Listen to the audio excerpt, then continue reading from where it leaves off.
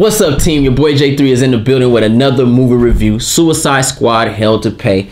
Keep it 100 with y'all. I was excited when I heard about this film, just because the Batman Assault on Arkham was that movie. I mean, that movie hit in every base. It hit the sexual level. I mean, that Harley Quinn and Deadshot relationship was like, mwah, it was sexy. It had me in there. I was like, oh, are they gonna show something? It gave me that action, that violence, that death. I needed that in an animated film. I need that sometimes. You know what I mean? When you hear Suicide Squad, you expect these things, and it gave me that. It gave me a little bit of Batman in it. It gave me a nice twist at the end of the film. So when I heard, and that was a PG-13 movie. So when I heard it was making Suicide Squad, Hell to Pay, rated R, my eyes got big. When I saw, I remember I was looking at YouTube. I was like, "Fuck, they come on a new movie. This might be tight, bruh. Rated R. Oh, this is what I need." Huh. So let's get into this movie review. This is a spoiler review because I want to cover my bases. I might slip up and talk about the movie a little bit too much, so I want to make sure I'm warning you. There will be spoilers in this review. So let's dissect this film, y'all. This movie, let's get into the story first. I like this story. This is a superhero heist film combined. I dig it. Amanda Waller sends the team out to retrieve a mythical item that Scandal Savage stole from Dr. Fate. Tight. So we got a lot of characters in this movie, yo. The story used these characters very well. They didn't overuse these characters. We had a lot of villains in here, one hero, Dr. Fate, and I enjoyed that. No Batman, no Superman, no Flash, no Wonder, none of the core five. It gave me Dr. Fate, that's it.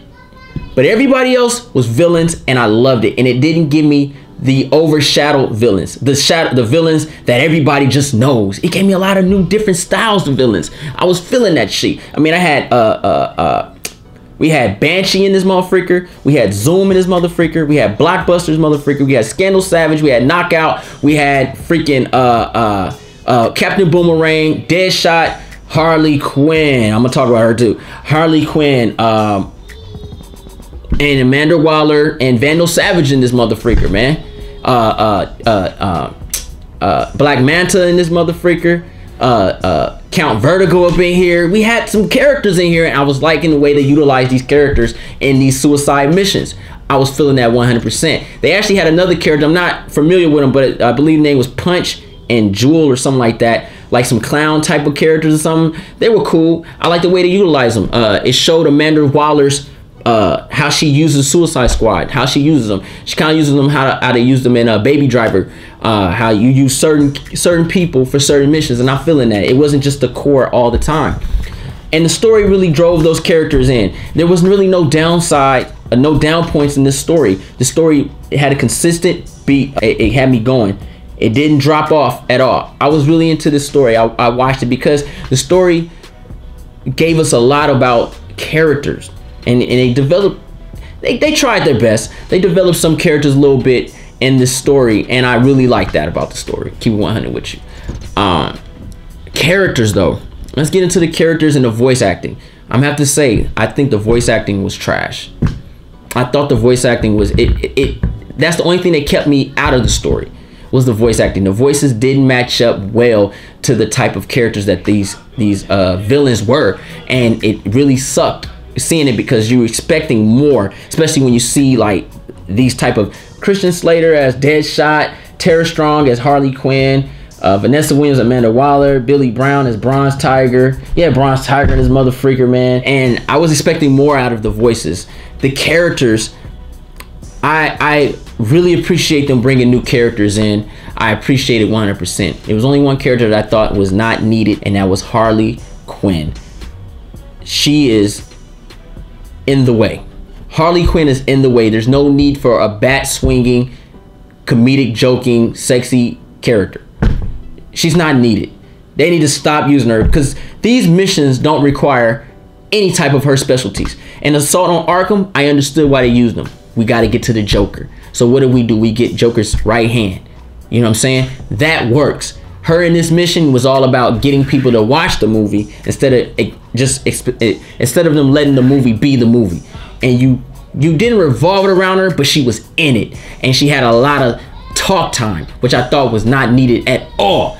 In the way, and that's like the voice acting wasn't on point. It wasn't believable. it was like, oh, I guess, man, Bronze Tiger, I'm that dude, I'm the black guy. And it's like, all right, I get it. Animation felt so rushed. It felt so rushed. It was like, ugh. When you watch movies like Batman Assault on Arkham, Batman Year One, Red Hood, Apocalypse, you know what I mean, Public Enemy, you watch those animated films, they don't feel rushed. They feel like they took their time, they made this movie. This felt like a Scooby-Doo adventure. Like the way it looked, it felt rushed. It felt like they didn't care about the animation. Deadshot looked whack. He looked like this looked like a pilot type of film. Like it's like, okay, we want to make the Suicide Squad movie. I'm gonna do some quick draws real quick. This is what you get. I like the way they made certain characters like Banshee look. I like the modern day of her. She was sexy, you know what I'm saying? I'm feeling that. I like that. But besides that, it was like, what is this? You know what I mean? Blockbuster had like some type of cornrows, but they weren't, because he's like, it's like, what? It felt really rushed. The animation felt rushed. It didn't feel like it was done like it could have been done. I mean, they could have really put time in this motherfucker, put that money up and give us an epic film. The entertainment was on point. Keep it 100 with you. I was very entertained because this movie was a rated R movie. Batman Assault on Arkham was PG-13 and had me really intrigued because I was always guessing like, what's gonna happen next? Are they gonna show us something? What's gonna happen? And this movie said, you know what? We're gonna do that. We're gonna show you something. And they showed us a beautiful knockout coming out the water, butt ass naked. I know it sounds weird, but the shit was sexy and it was tight. Seeing side boobs and shit. I mean, they gave us something. I was like, okay, I'm feeling that. But besides that, the deaths, I mean, motherfuckers was dropping like flies. Suicide Squad members dropping. Zoom team dropping. Fucking Vandal Savage team dropping. People getting bullet wounds in their head and blood and guts. I'm like, this shit is tight. I need more of this. But I need it done well. You know what I'm saying? It was done okay. It wasn't done well because the animation was cheesy. The animation felt rushed. The music was rushed. It just, it took me out of it. Even though I enjoyed seeing it, I enjoyed it, but it could have been better. I mean, it could have been better by a lot. Like the animation, it really effed this movie up for me because the movie could have been that movie. But because the animation sucked, the entertainment was there because the story was cool. You guys get where I'm going, but the voices sucked, the music sucked. It kind of just throws a movie in the air. It's like, you know what I'm saying? What the freak? I did like the fact that they showed Dr. Fate. They showed Naboo, and I dig that because the guy they chose to be Dr. Fate was like a stripper type porn star dude, and it was funny because Dr. Fate chose him, and he was still doing his shit in the suit and everything like that, and he had a little sex thing with him and Banshee, and I thought that was hot, especially where they drew Banshee. I like the way they drew her. She was sexy, modern day chick, side haircut and shit. She was looking good. I did like that. I like that the Dr. Fate in there. I also like the combining two movies together, Flashpoint Paradox and this film, Hell to Pay, with Zoom. Zoom went through a different timeline, and Thomas Wayne shot him in the head, left a hole in his head, and this is why he was in this movie, because he was trying to get that get out of hell card that Scandal Savage stole for her father. I was really digging that. I really like that shit. I need more twists like that in films in the DC universe and the animation universe. Let's give this movie a grade. I really enjoyed it, but I hated it at the same time, just for little things: music, voices, lazy animation, oversaturated characters like Harley Quinn. Don't need her. I'm tired of seeing her face. It's in the way. But I'm gonna give this movie. This movie, it had me, but I'm gonna give this movie a C+. C+, y'all. This movie's a C+. Keep it 100 with y'all. It is what it is. I know some people are like, I thought you liked the movie. I did like the movie, but there were certain parts of the movie that I just couldn't get over. I mean, having lazy animation, lazy music, voice acting not hitting the points that it should hit. I mean, this is a suicide rated R film. I mean, that animation should have been tier 1. That music should have been epic. That voice acting should have been marvelous. You know what I mean? Like, it just didn't hit. When you hear Vanessa Williams, y'all, as gorgeous she is, I'm expecting epicness with Amanda Waller, but Amanda Waller didn't fit the voice. It was off. It was off. And then you had too much Harley Quinn in the movie. Her just being seen was too much for me. You know what I mean? So it is what it is.